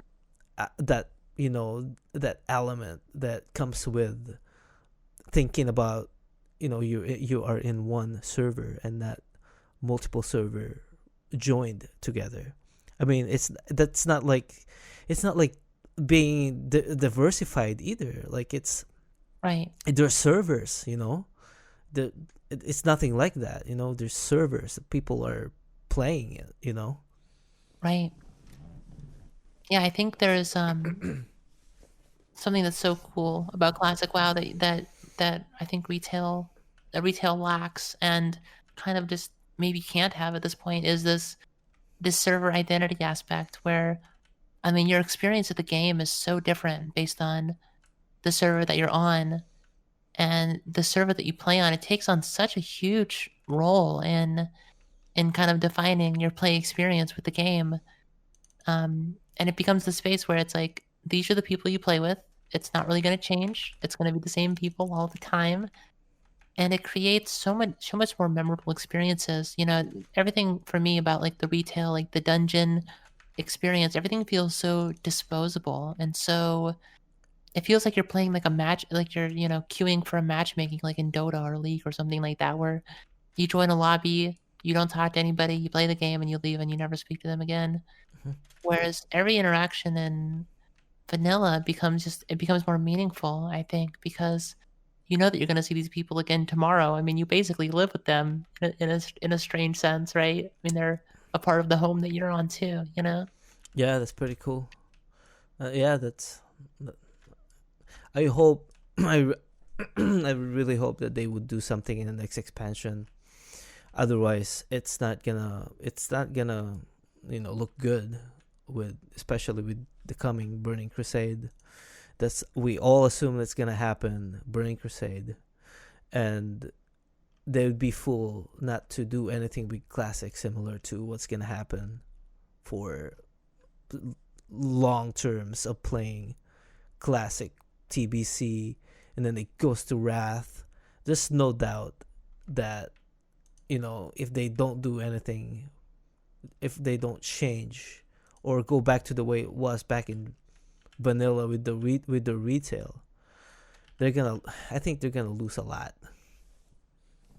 Oh yeah, and something that I don't know. I feel lucky actually in a lot of ways that um, I even get to experience this because I think something that you mentioned earlier on about vanilla and why classic is exciting is that you get to experience these moments, these raids, this content that you kind of missed out on, and that's something that's kind of exciting to me. Is I mean, classic in many ways it feels like this is a something that you're not going to get the chance to experience again necessarily. And yeah, maybe they would do it again in the future, but we're all kind of on this crazy ride together. We don't really know necessarily what's going to happen next. And there's something that feels very special and very, very unique about this time span that we're in, that we're all kind of riding this ride together and seeing what happens. And I've definitely created so many awesome memories that I get to carry with me now, from playing this game and meeting the people that I've met. Yeah, it's so cool. Like how I started all this podcasting thing because of World of Warcraft. I wouldn't have thought about doing any type of World of Warcraft podcast at all. Mm-hmm. And especially interviewing players with the opposite faction, and that's kind of cool, really cool to me, because this is the only way we can communicate. I mean, there's Discord, but I don't really do that a lot. Just kind of I search Yeah. for people to interview, and that's about it. Sometimes I would say hi to a few people out there, but I don't go off into just chatting away in there. I want to play my game. You Oh can do yeah. you can do it here. You can chat in here. Or if you have two monitors, you can. I mean, do both. You know, Yeah. but yeah, I'd never thought about. Yeah, I wouldn't have done this kind of stuff. Podcasting. This. I've been doing this for a year now. Like I didn't even realize it. A few months ago, I was just like, "Holy shit!" It's almost like a year. That is And so cool. as much as I want a lot of the people to interview, I didn't reach my goal to interview a lot of. I was like hoping to get like 50 within 6 months, but I kind of underestimated that. Like especially my time and Mm-hmm. the rate that I am in, and especially next right now, rating from 2 days a week to 3 days a week. No, it's like one day a week to 2 days a week to 3 days a week, and the grinding and all the stuff that you need for one single boss is so ridiculous. So I barely have time to do podcasts now. No, I shouldn't say that. I barely have time to focus on the podcasting, and by the time that I'm ready to, but by the time that I am done rating, I don't want anything to do with communication at all for a few days or a couple of days until we rate again. So I never had the motivation to ask somebody like that after, especially if I released like a couple episodes, a couple of weeks ago, like a week ago or something. Then I'm like, oh, I'm good for a while. That's the beauty of it too, with just working alone by myself, and I have nobody to rely on. Nobody has to rely on me on schedule wise. I could just, it could be bad and good at the same time. I could say, like, I don't feel Yeah. like talking for like 2 months, but then people would probably lose interest, and if they hear another episode, maybe they'll come back. But who knows? I never really worried about that because I just do this for fun. Who cares? Like, I don't even care if nobody's listening. Yeah. So I think that's really cool, and I mean, something that's really cool about Classic WoW, but not even just about Classic WoW, but about this server, about DV at the Light is, I mean, every server has a community, but this server, I mean, we have like a newspaper and we have podcasts and we have all these awesome guilds. I mean, I feel of all the, I think the whole issue with Netherwind left a sour taste in a lot of people's mouth, in my guild of just like, I mean, how could Blizzard screw us like this? I mean, there was an injustice to it. But then we ended up, arriving here of all places. And I feel very lucky that of all the places we could have ended up, we ended up on this special little corner of the internet, yeah, with all of its cool content and all these interesting people. yeah, yeah. And Purge welcomes you, with open arms and open Oh, swords. oh, that's sweet. I'm gonna interpret that as sweet. Sure. So yeah, I mean, regardless of our differences in Horde or Alliance, I mean, it's all fun. Like, I would, I would. Hmm. There's a lot of, I've seen a few next tour guides on my main on speed limit. I sometimes I would, if I feel like ganking or whatnot, even though I'm not really good at it, I just want the interaction to like, or maybe I just want to die or something. I don't know. That happened a couple of times, but Yeah. yeah, regardless of whatever we have, I mean, I'm really thank you that you agreed to this, talking to me. It seemed like you asked them to come and join, and now after they hear this, they're gonna be like, oh shit, I wish I could have. I wish I could have, talked to speed limit. Maybe it's not too late. I mean, you Oh can yeah. send me a message. I always always want to. I always encourage to Alliance to come and join me for a chat. You Oh know, yeah. and I if mean, you go ahead. oh no, sorry, I think I dropped there. I mean, I was just gonna say, I mean, there's so I wish that you know there was a way, and I think this podcast is a great way to do it, is to show off all the awesome people that we have in our guild. Because I mean, I don't know how it looks from the outside necessarily, but I mean, we're seen as maybe like a sweaty guild or just like, oh, they just raid and that's all they care about or whatever. But there's so many awesome and so many people in our guild with such fascinating lives and stories, and they have so much to say and so much to tell. And so I would love to have them talk to you. I'm definitely going to ask them about that. For sure, yeah. Please, you can give my information to them if you need to, so that way it's easier for them to contact me. So there's no, you don't have to be the liaison of messages and stuff, and that Mm-hmm. will make it a lot easier for us. And yeah, considering that you said that you guys have been since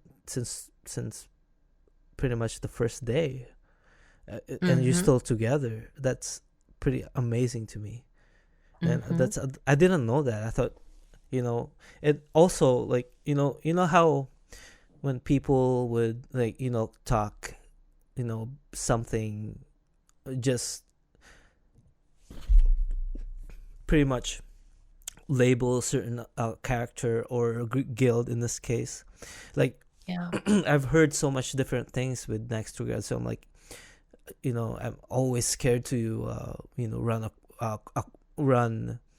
across, like, within each other and just get dominated.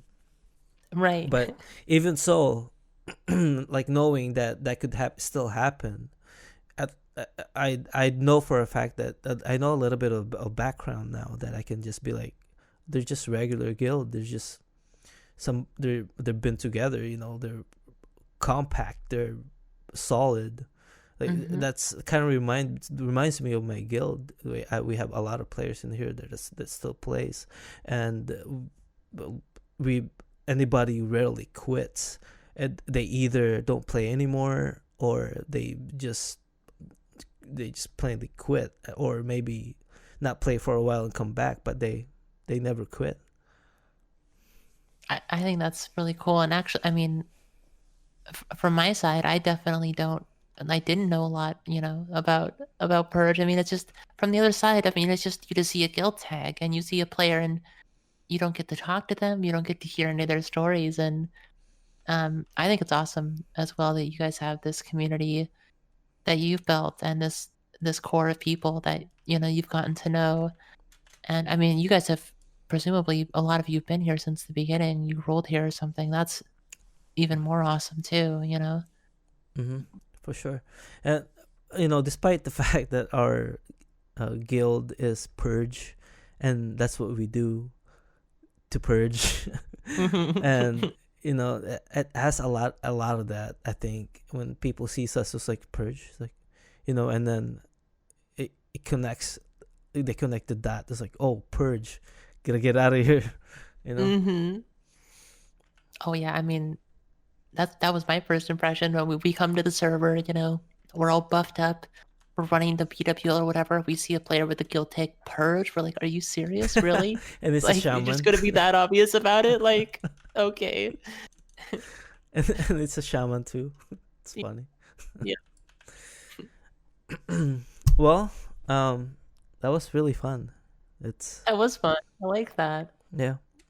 Honestly, if you could point your guild to the right direction, I'm here hmm to talk.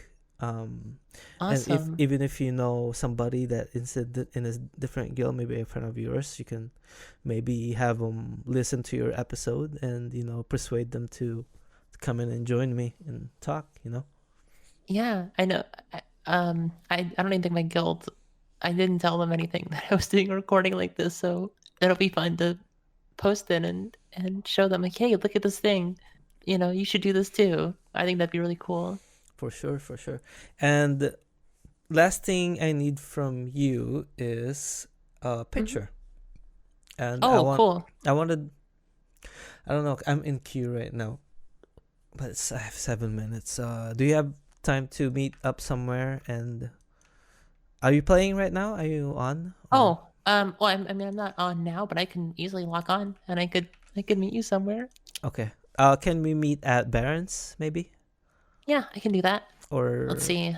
My dep- druid okay, where's your I can druid? get there easily enough. Let me see where she is. I mean, she Depending can always go to Moonglade. Oh, if she's he in Winter Spring now.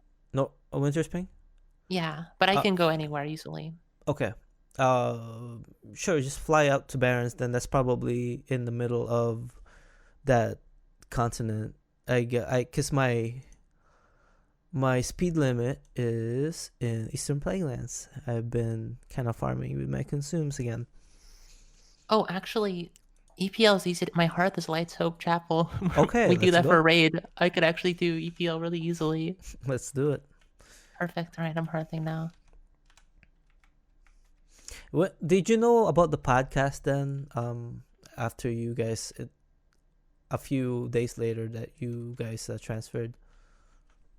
Yeah, I knew that there was some amount of media like associated with the server, and I've been reading the Daily Deviate, Mm-hmm. and um there was another what was the name of it? It's a deviate radio.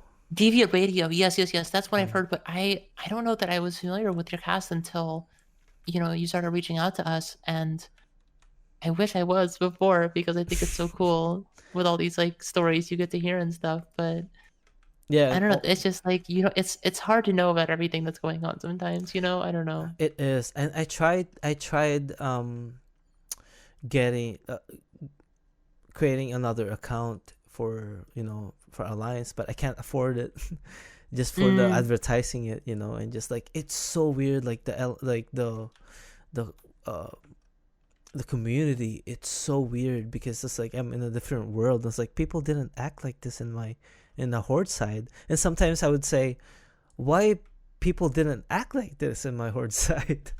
Why was it right. different? It's like I wish they acted this way more, but then thinking about it, I'm like, no, because you don't know what you have until you don't have it anymore. Mm-hmm. So that Definitely. I kind of figured that out. So I'm like, no, maybe it sounded good, but it's not. It's probably not for me or for the horde. Right. Is this you? This is me. Oh, okay. I'm noticing our win loss is 0-0 on Yeah. Spy. That's good. Okay. We've been peaceful. That's Yeah. good to know. Oh yes. But I have one dishonorable kill. Oh, do you really? Yeah. Okay, I'll put my RP set on. And I don't really have an RP set. They're just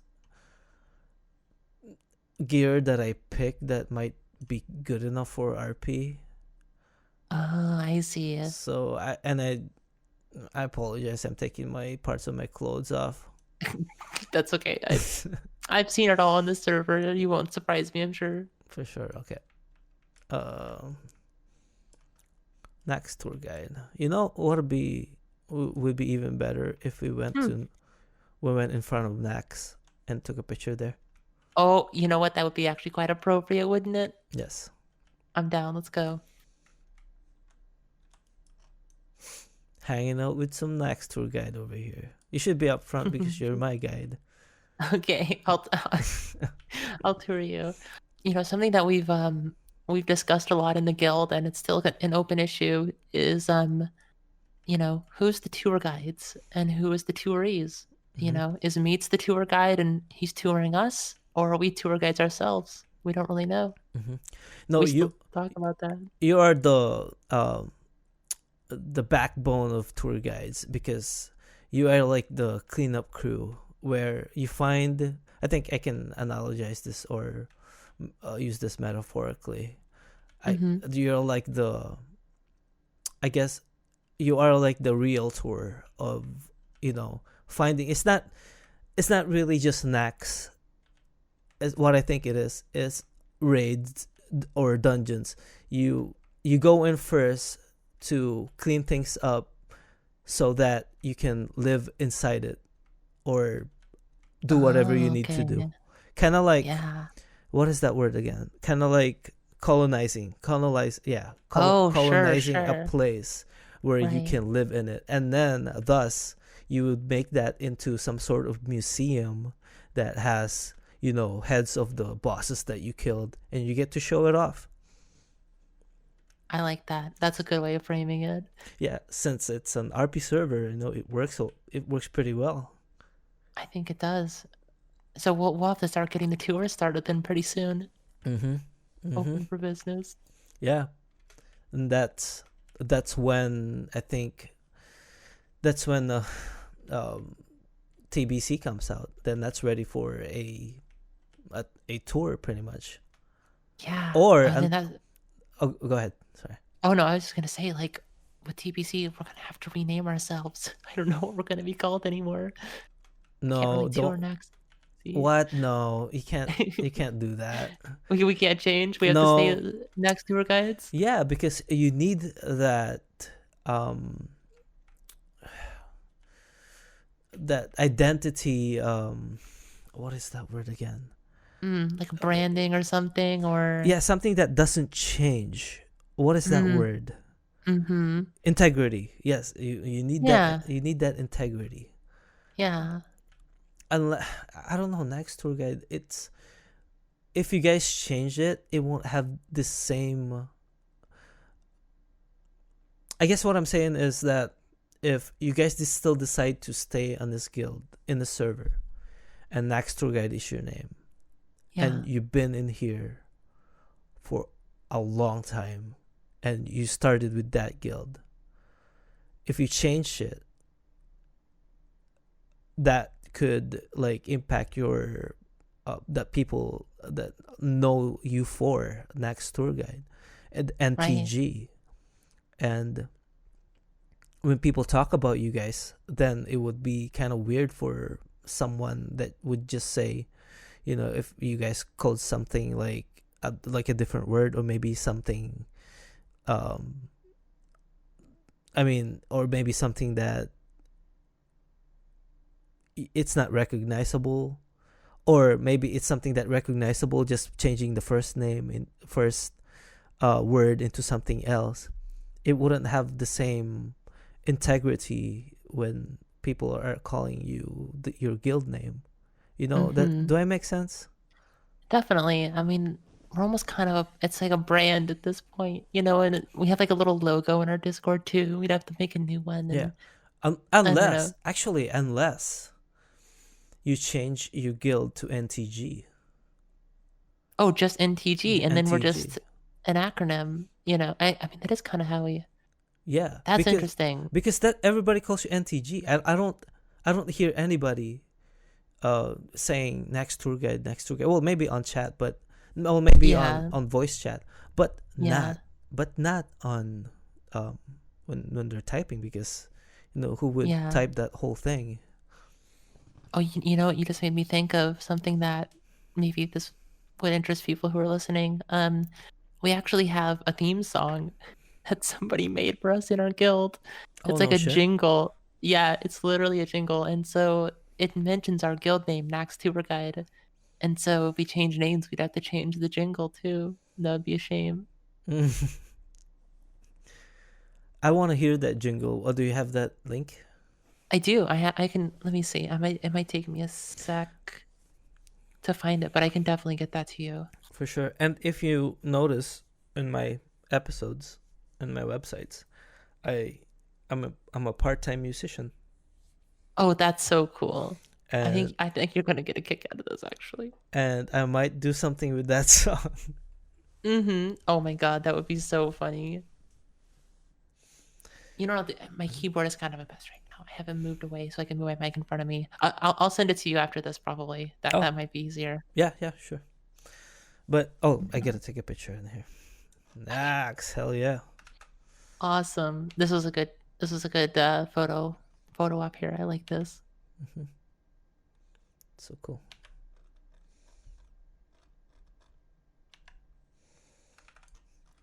All right. Well, I guess that's it. Wow. That was fun. Thank you so much for giving me the chance to speak to you. Like I've never done a podcast before, but this was really exciting. This was Yeah, really fun. yeah. You're the spotlight of tonight. You're gonna hear this. You're gonna be like, I want to be the spotlight. Well, it's not too late. Yeah. Come on down. I'm really excited to share this with my guild. They're gonna get a kick out of it, I think. Yeah, I hope so. Yeah, I'm sure they will. I got a kick out of it. It's really fun. Mm-hmm. So yeah. Until next time, and when TBC comes out, I hope to see you around the battlefield and wave each other, kill each other, whatever. Yeah, you too. Awesome. Thanks so much for talking to me today. I'll see you in Azeroth. Yep. See you later, and don't forget about that jingle link. I will. I'll link you right now. I promise. Okay. All right. Okay. See you later. All right. Have a good night. See you soon. Bye.